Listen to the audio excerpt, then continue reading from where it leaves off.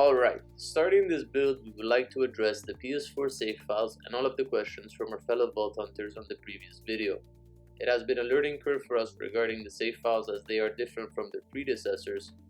We have purchased the best and only regen swapper, but unfortunately due to the nature of this game, it's blocked for online cheating, even though we would use it for regen swap, and we are currently in contact with the company in order to maybe get a pass for content creation. Be sure that we will continue to look further in finding other ways to upload US save files, so please be sure to check your feed for this video as we will post a US save file in the future days. But we have included a lot more premium goodies in this one for taking our long break in order to find another regen swapper, and we thank you all for your time and support, and be sure to smash that like button or sub if you like our videos and our coming builds. Last but not least, we will be moving our Twitch to Lambo Gaming and include more regular Borderlands 3 streams. If you do not know, just like for PC, on console if you connect your shift to your Twitch, you will be looting what we are looting, so the more I play, the more you get.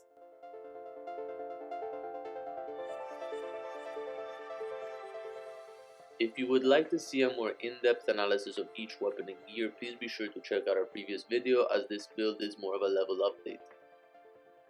As this build is an update to the level, the weaponry will be the same. The Cutsman will be your shield melter, the Butcher, the close contact, switching from fire element to corrosive element. The redistributor will be your crowd control, switching from radiation to fire depending on the situation, although fire is most useful for us. The ion cannon remains our one-hit wonder. In order to escape death, we will be switching this from fire to corrosive element. The transformer shield will stay with its 100% shock resistance and 40% chance to absorb bullets, which is crucial for the ion cannon build. Since the introduction of level 53, we are able to spend new points on the skill tree. Before, we would use Tenacious Lowlife as we preferred higher damage to shield regen, but now we are able to dabble with class mounts to fit our own personal need between regen and damage. We will use the Tenacious Lowlife as reference for the build. The Snowdrift Deathless remains an essential for shield regen and speed. The Ghost Call and the Kassar remain the grenades of choice. We also have included a Mirror Hex in the save file with a special action skill.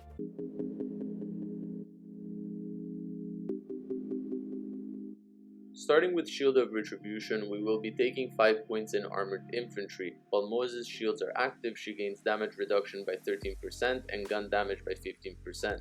Moving to Vlad of Ingenuity, Moze's maximum shield is increased and she gains resistance to shock.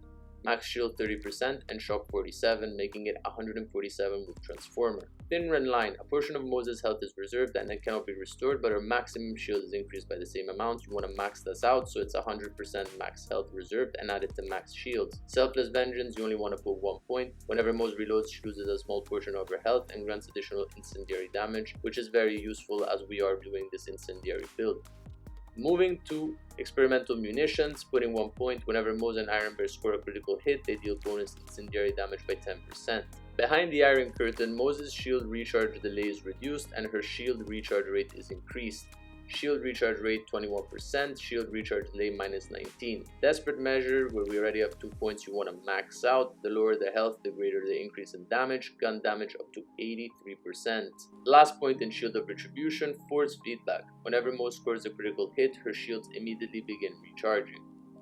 Now we will be moving to Bottomless Mags, putting 5 points in Cloud of Lead. Occasionally Moze and Iron Bear's shot will deal additionally incendiary damage up to 11.25% every 4th shot. Stoke the Embers, 3 points in it, increasing the incendiary damage by 30%.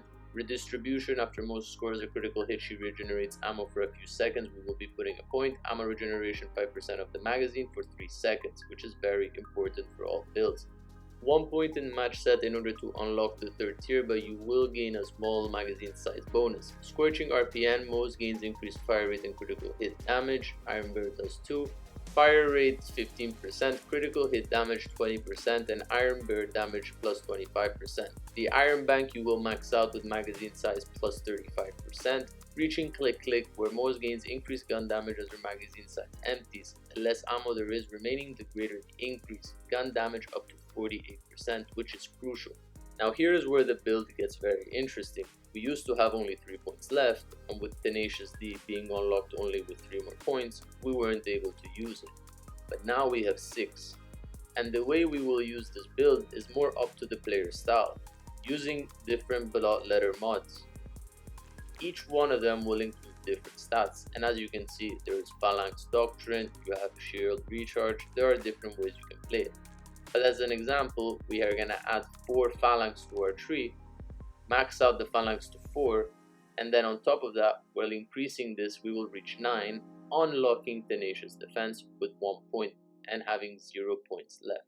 When you reach 9, you will have gun damage plus 18% per stack and max shield plus 27% per stack, which is crazy. Not only that, you will be able to unlock Tenacious Defense, making this build more over to the individual player's style.